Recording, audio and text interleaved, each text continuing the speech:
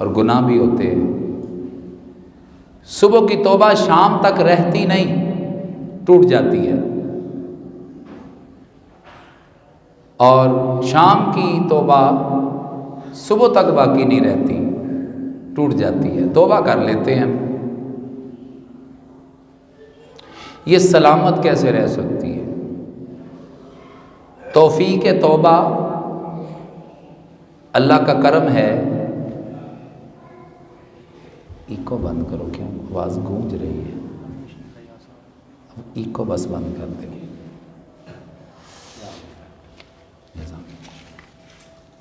یہ توفیق توبہ ملی ہے تو بڑا اللہ کا کرم ہے، فضل ہے، مل گئی ہے۔ یعنی کہ دل کی تختی کو دوبارہ سے شروع کرنے کا میرے اللہ نے مجھے موقع عطا کر دیا ہے۔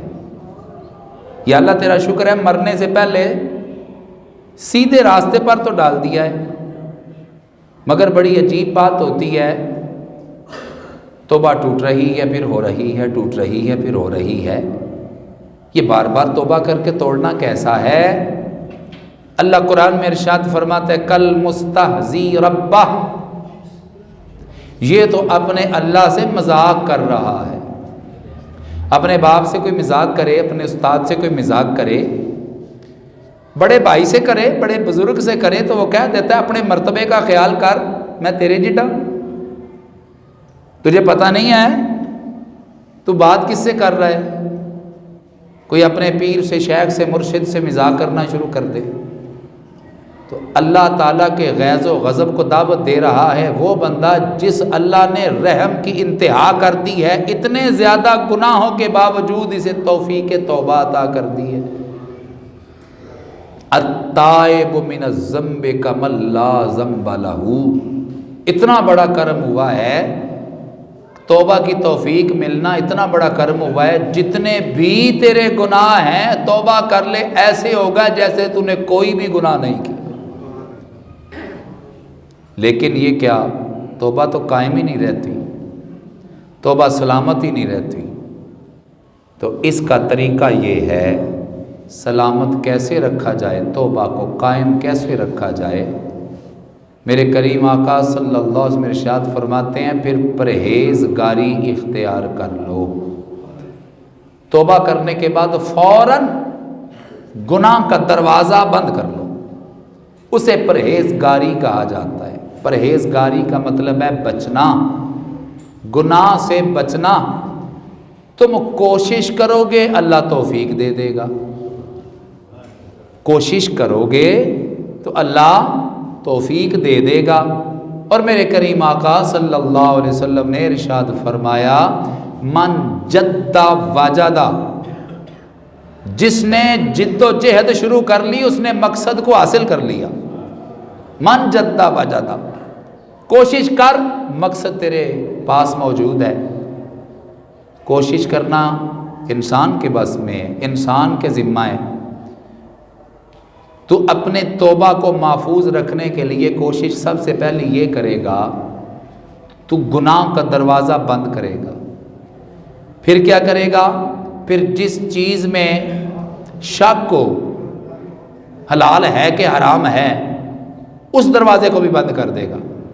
پھر ایک سوراخ ہے چھوٹا سا جس میں گناہ اور گندی چیز کے دل میں داخل ہونے کا 100 میں سے 1% ہے، چانس ہے کہ اس میں 100 میں سے 1% چانس گناہ آ سکتا ہے، وہ سوراخ بھی بند کر دے۔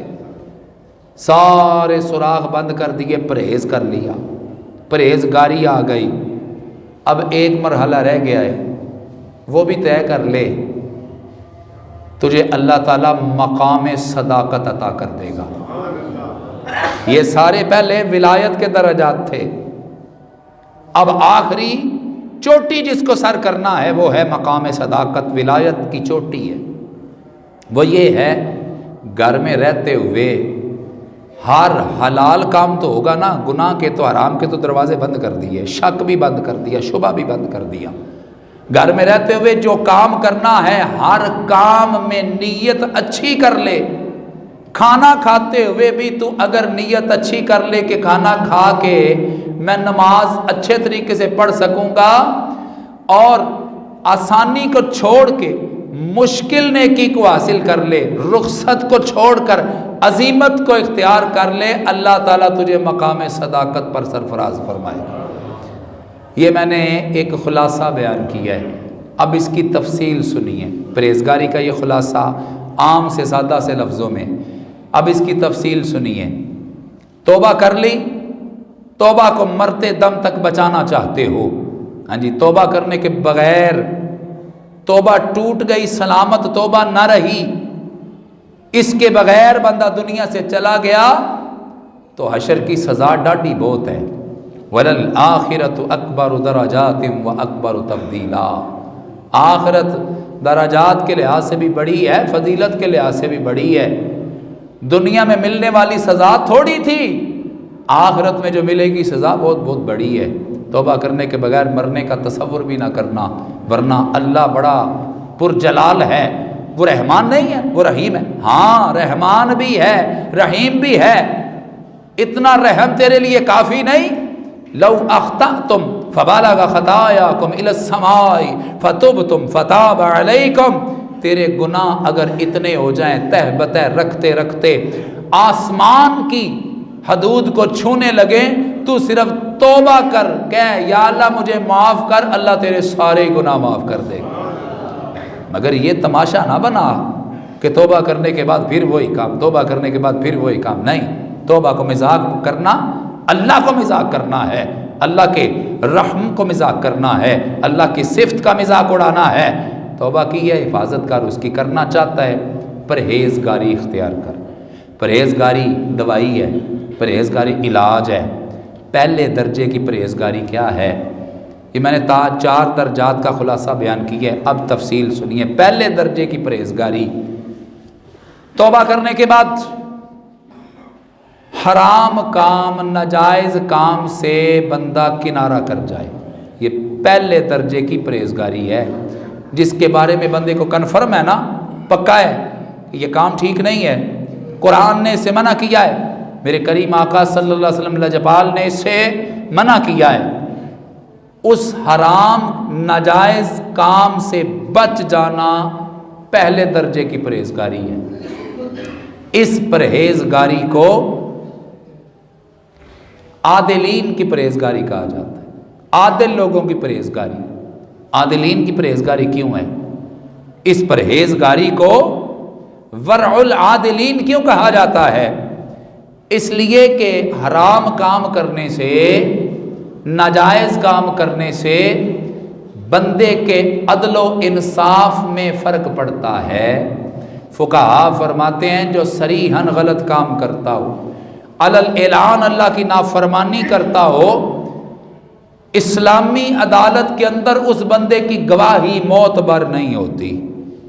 انصاف کے تقاضے نہیں پورے کر رہا، اپنی زندگی میں انصاف نہیں لاتا، وہ عدالت میں انصاف کیا لائے گا؟ اسے نہیں پتا کھانے کو اللہ نے دیا ہے، پینے کو اللہ نے دیا ہے، نعمتیں مجھے اللہ نے دی ہیں، پیدا مجھے اللہ نے کیا، سہولتیں مجھے اللہ دیتا ہے، مگر کیا یہ انصاف ہوگا؟ سارا مرہون منت میں اپنے اللہ کا ہوں، مگر کہنا شیطان کا مانتا ہوں، اس کے اشاروں پہ ناچتا ہوں، یارانے میرے طاغوت کے ساتھ ہیں، دوستانے میرے شیطان کے ساتھ ہیں، ابلیس میرا جلیس و قرین ہے، جو مجھے سارا کچھ دے رہا ہے میں نے اسے یاد بھی نہیں کبھی کیا۔ اگر وہ یاد ہوتا اور پتہ ہوتا کہ وہ میری شارک سے زیادہ قریب ہے، احساس ہوتا اس کی قربت کا، اور میں انصاف پسند بندہ ہوتا، تو پھر میں اس کے اتنا قریب ہوتے ہوئے شراب نوشی کرتا، اس کے اتنا قریب ہوتے ہوئے زناکاری کرتا، اس کے اتنا قریب ہوتے ہوئے بدکاری کرتا، اس کے اتنا قریب ہوتے ہوئے میں حرام کاری کرتا، فسق و فجور کرتا اور اس کی شریعت سے بغاوت کرتا۔ جو یہ انصاف نہیں کر سکا، فقہا فرماتے ہیں وہ عدالت میں بھی قابل شہادت نہیں۔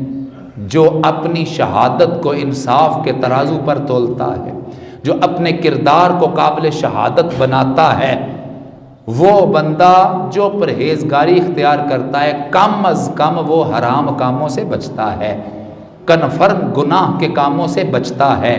یہ پہلے درجے کی پرہیزگاری ورع العادلین کہلاتی ہے۔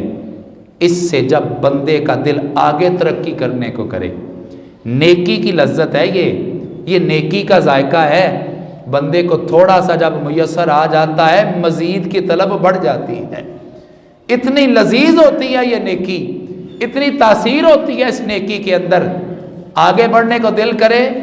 تو پھر اگلی پرہیزگاری کا سبق سنو، پہلا یاد ہو گیا ہے تو دوسرا سنو۔ دوسری پرہیزگاری یہ ہے، کام حلال ہے، کام جائز ہے، حرام نہیں ہے، مگر شک پڑتا ہے، شبہ پڑتا ہے کہ میں اس راستے پر چلوں گا تو یہ راستہ حرام وادی کے قریب سے ہو کر گزرتا ہے، اگرچہ حرام راستہ نہیں ہے، حرام جگہ نہیں لے جا رہا، حرام کام نہیں کروا رہا، غلط کام نہیں کروا رہا، اللہ کی نافرمانی، مگر کرتے کرتے میں حرام وادی میں داخل ہو سکتا ہوں۔ ایک ہی مثال دوں گا، بندے کو یہ پتہ ہے گھر میں محفل میلاد رکھی ہے، خواتین کی گھر میں محفل میلاد رکھی ہے، مگر اس نظریے سے اس نے ساؤنڈ نہیں لگایا گھر میں کہ میرے گھر میں جو موجود خواتین ہیں، میرے گھر میں آنے والی جو خواتین ہیں، جب وہ نعتیں پڑھیں گی، نبی پاک صلی اللہ علیہ وسلم کی تعریف و توصیف کریں گی، مائک میں ساؤنڈ میں پڑھیں گی تو غیر محرم بھی سنیں گے، گھر میں موجود افراد بھی غیر محرم بھی سنیں گے، عورت کی آواز بھی عورت ہوتی ہے۔ محفل میلاد کرانا اللہ کی قربت کا باعث ہے، اللہ تعالیٰ کی محبت کا باعث ہے، نبی پاک صلی اللہ علیہ وسلم سے محبت کرنا ایمان کا تقاضا ہے، جائز کام، محبت والا کام، عظمت والا کام، مگر اس لیے بچ جانا ساؤنڈ منگوانے سے، انہوں نے تو نہیں سنانا مگر سنا تو جائے گا، حلال کام کرتے کرتے کہیں ناجائز نہ کر بیٹھوں۔ میں اگر محفل میلاد کروا رہا ہوں مگر گلی میں چوری کی بتی سے بازار روشن کروں گا تو اسے حلال میں حرام مکس ہو جائے گا۔ اگرچہ میں نے ریڑھی لگائی ہے، سارا دن محنت سے کمائی کی ہے، اگر میں نے اپنے سودے کا عیب چھپا لیا تو اس میں گناہ شامل ہو جائے گا۔ تو ایسی کمائی لینا جس کے اندر ہے حلال کی کمائی، اس نے سودا خریدا ہے، بیچا ہے، بارگیننگ بھی کی ہے اور پسینے کے اندر شرابور بھی ہوا ہے، حلال کام ہے، مگر وہ بات نہ کرے جس میں حرام کی آمیزش کا شبہ ہو، وہ راستہ ہی چھوڑ جانا، یہ صالحین کی پرہیزگاری ہے، اسے ورع الصالحین کہا جاتا ہے۔ اس کے بعد نیکی کا آغاز ہوتا ہے، اس کے بعد للہیت کا آغاز ہوتا ہے۔ تیسرے نمبر کی پرہیزگاری یہ ہے، ایک کام کے جائز اور حلال ہونے میں 99% چانس ہیں، مگر ایک چانس ہے کہ اس میں کچھ غلطی بھی ہے، اس میں کچھ غلط بھی ہے، یعنی کہ شبہ کی وجہ سے چھوڑ دینا تو سالے لوگوں کی پرہیزگاری ہوئی، مگر شبہ میں بھی اتنا تھوڑا شک ہونا، ذرا سا بھی شبہ ہونا، تھوڑی سی بھی ناپختگی ہونا، یہ متقی لوگوں کو پسند نہیں آتی۔ اللہ کے متقی بندے وہ کام بھی، حلال اور جائز کام وہ نہیں کرتے جس میں 1% بھی شبہ پایا جاتا ہو۔ جب بندہ اس مرتبے پر فائز ہوتا ہے، اللہ تعالیٰ اسے متقی لوگوں میں شمار فرماتا ہے۔ پرہیزگاری انسان کے دل میں کیا کردار ادا کرتی ہے، میرے کریم آقا صلی اللہ علیہ وسلم نے ارشاد فرمایا، جس طرح کپڑے سے دھونے کے بعد ڈٹرجنٹ، سرف، سوڈا، صابن میل نکال دیتا ہے، توبہ کرنے کے بعد جب گندگی دل سے نکال لی ہے، پھر بھی دیواروں کے ساتھ ابھی گندگی لگی ہے، ابھی دل کی دیواروں نے گندگی کو جذب کیا ہے، ایک عرصے تک اس میں گندگی بستی رہی ہے تو دیواروں میں بھی کچھ رچ گئی ہے۔ پرہیزگاری کر لو، اس طرح دل دھو کر صاف کر دیا جائے گا جیسے کبھی گندا ہی نہیں ہوا تھا۔ 3 درجات کی پرہیزگاری آپ نے سنی، اس کے بعد صدیقین کی پرہیزگاری کا نمبر آتا ہے۔ صدیقین کی پرہیزگاری کیا ہے؟ وہ جائز کام جو اپنی ضرورت والا ہو، جائز کام جو اپنی ضرورت والا ہو، اس میں بھی اللہ کی رضا کی نیت کر لیتے ہیں۔ جائز کام ہے، اپنی ضرورت پوری کی جا رہی ہے مگر نیت نیک کرنی ہے۔ ایک بندہ گھر بناتا ہے، گھر بنایا، اس بندے نے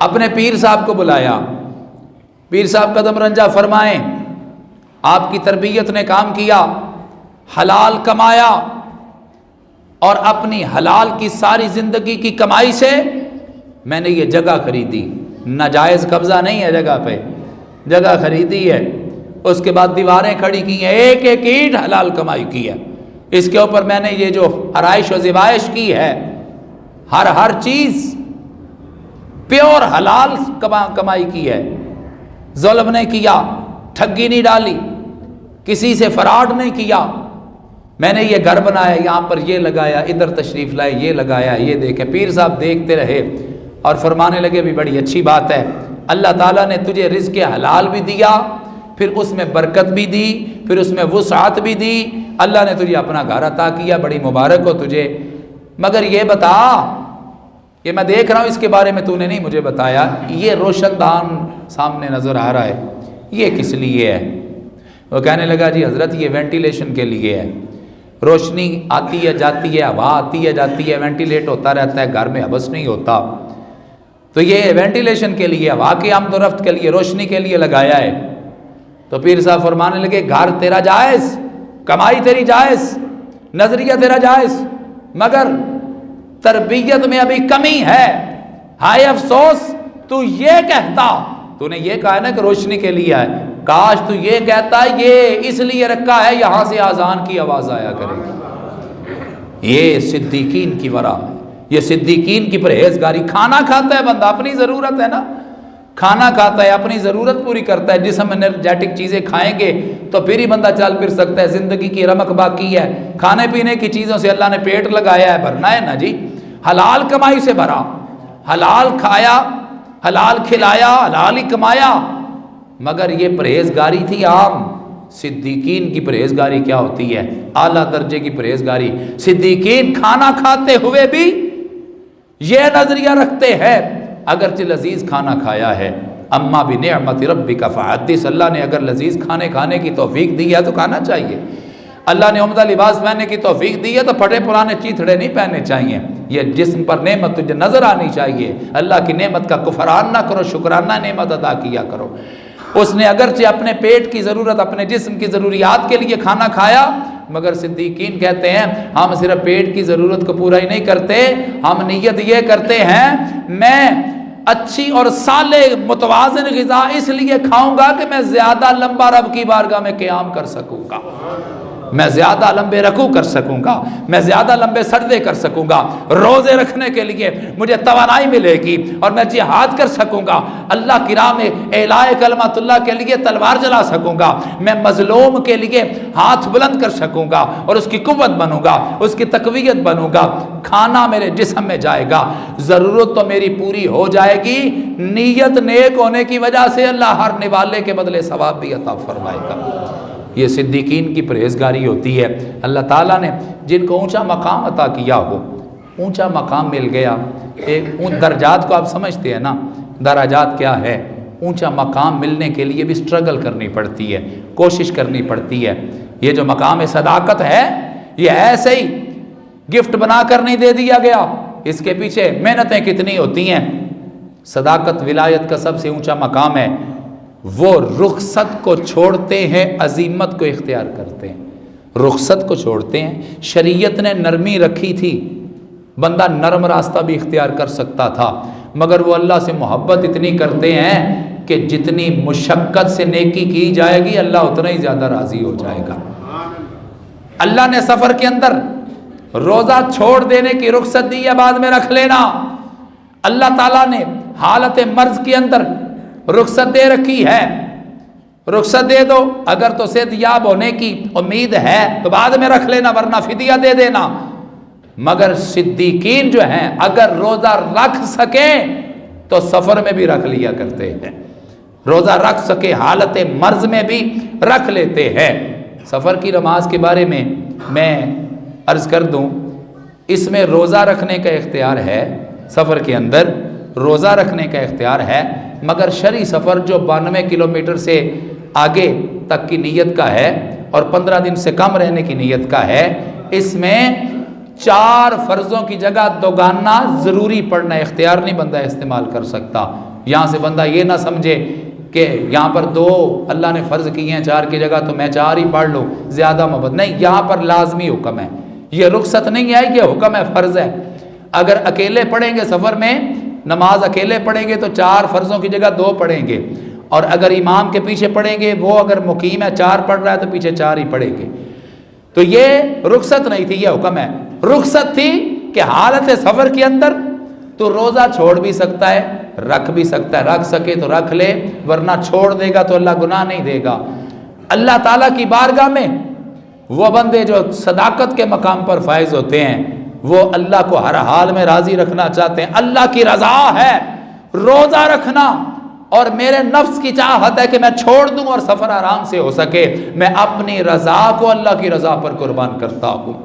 وہ روزہ رکھتے ہیں، افطاری کا انتظار نہیں کرتے اور افطاری کے بارے میں چیزیں نہیں گنتے، وہ روزہ رکھتے ہوئے، سجدہ کرتے ہوئے، نماز پڑھتے ہوئے جنت کا بھی تصور نہیں کرتے۔ اللہ راضی ہو جائے، ایسی جنتیں اللہ کی رضا پر کروڑوں ہو تو قربان کی جا سکتی ہے۔ وہ صدیقین کا مقام ہے۔ میں نے درجہ سمجھانے کی کوشش کی۔ جو بادشاہ ہوتا ہے، بادشاہ کے ساتھ وزیر ہوتے ہیں اور پھر اس کے خادمین ہوتے ہیں۔ خادم سب سے زیادہ محنت کرتا ہے، وہ صفائی بھی دربار کی کرتا ہے، وہ بہن سے بھی نہلاتا ہے، جو بھی کام ذمہ لگ جائے، جسم کو توڑ دینے والا دھوپ کے اندر مشقت بھی کرتا ہے، سارا دن ساری رات وہ خدمت گزاریاں کرنے کے باوجود وہ مقام نہیں پا سکتا جو آرام سے بیٹھے ہوئے بادشاہ کے پہلو میں بیٹھے ہوئے وزیر کا مقام ہے، کرتا کچھ بھی نہیں ہے، فارغ بھی بیٹھا رہتا ہے، مگر جو اس کی حیثیت ہے، فارغ رہ کر جو اس کی حیثیت ہے، کام کر کے بھی غلام کی وہ حیثیت نہیں ہوتی۔ بلا تمثیل و تشبیہ، اس کائنات کا مطلق العنان حکمران میرا اللہ ہے۔ نبی پاک صلی اللہ علیہ وسلم اس کے وزیر اعلیٰ ہیں، دیگر سارے انبیاء اس کے وزراء ہیں۔ تلک رسل فضلنا بعضهم علی بعض، ہم نے بعض کو بعض پر فضیلت دی ہے، درجات کے وزیر ہیں۔ عام بندہ ہمارے جیسا یہ تو نوکر ہے، ہم ساری مخلوق مل کر پیدائش کے وقت سے لے کر وفات تک سر سجدے میں بھی رکھیں، وہ مقام نہیں مل سکتا جو محبوب کا ایک دفعہ سر سجدے میں رکھنے سے مل جاتا ہے۔ تو کیوں؟ اس لیے کہ وزیر اعلیٰ رب کی بارگاہ میں اتنا اونچا مقام پانے کے باوجود بھی انہوں نے محنت نہیں چھوڑی، مشقت نہیں چھوڑی، پرہیزگاری نہیں چھوڑی۔ پرہیزگاری کیسی؟ سبق دیا ہمیں، کہتے ہیں میں نبی پاک صلی اللہ علیہ وسلم ارشاد فرماتے ہیں میں گھر آتا ہوں، دیکھتا ہوں کہ اپنے بستر پر ایک کھجور پڑی ہوئی ہے، میں کھجور پکڑ کے اٹھا کر منہ کے قریب لاتا ہوں کھانے کے لیے، اس شک کی وجہ سے چھوڑ دیتا ہوں کہیں یہ صدقے کی نہ ہو، صدقہ میرے آقا کریم اور آپ کی آل پاک پر حرام ہے۔ اگر سادات کی خدمت کرنی ہے تو مال کی میل کچیل نہ دو، اپنا پیسہ پیش کرو نا۔ اگرچہ غیب دان نبی جانتے ہیں کہ یہ صدقے کی ہے یا میری اپنی گھر میں کسی نے پیش کی ہے یا ویسے پڑی ہے، ہر کیفیت کو جانتے ہیں، مگر ہمیں تقوی کا درس دیا، ہمیں پرہیزگاری کا درس دیا۔ شبہ ہو، شک ہو تو پرہیزگاری یہ ہے، چھوڑ دو۔ ہو سکتا ہے کوئی سے یہ دلیل پکڑے کہ تم تو نبی کو غیب دان کہتے ہو، نبی جانتے نہیں ہوں گے کہ وہ کھجور صدقے کی ہے یا ہماری اپنی ہے۔ آؤ سنو پھر تقوی کی دوسری مثال، پرہیزگاری کی دوسری مثال، سنت مصطفیٰ سے کلیجہ ٹھنڈا ہو جائے گا اور منکرین کے لیے قیامت تک یہ آتش کا گولا ہے۔ میرے محبوب علیہ السلام دسترخوان پر تشریف فرما ہے، بکری ذبح کر کے روسٹ کر کے پیش کی گئی ہے۔ اب وہ میزبان کی ملکیت ہے اس وقت تک جب تک ہنڈیا میں پک رہی تھی، جب وہ سامنے چن دی گئی ہے اب مہمانوں کو دے دی گئی ان کی ملکیت۔ 2 جگہ ملکیتیں تبدیل ہونے کے بعد اس کا حکم بدل چکا ہے۔ کیا ضرورت تھی پوچھنے کی کہاں سے آئی ہے، کس کی ہے؟ جس کی بھی ہے وہ تو تیری ذمہ داری ہے، اب ہمیں تم نے دے دی ہے، ہماری ملکیت ہو گئی ہے۔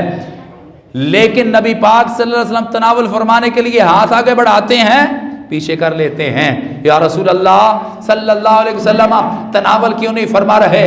فرمایا مجھے پتا چل گیا ہے بکری کو اس کے مالک کی اجازت کے بغیر ذبح کیا گیا ہے۔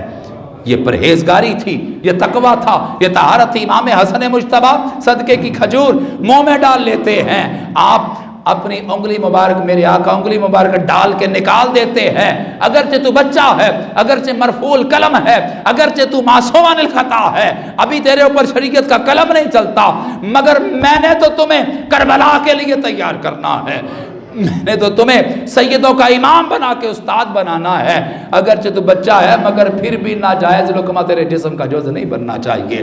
توبہ کی ہے تو پھر اس کی حفاظت کا فارمولہ صرف یہی ہے کہ تقوی اختیار کرو، پرہیزگاری اختیار کرو۔ صبح توبہ کی، شام کو توڑ دی، اللہ سے مذاق نہ کرو، اللہ بڑا جلال والا ہے، توبہ کر لو تو میرا اللہ بڑا رحم والا ہے۔ اللہ تعالیٰ توفیق توبہ عطا کرے، اس کے بعد اس کو سنبھالنے کی، حفاظت کی توفیق عطا فرمائے۔ وآخر دعوانا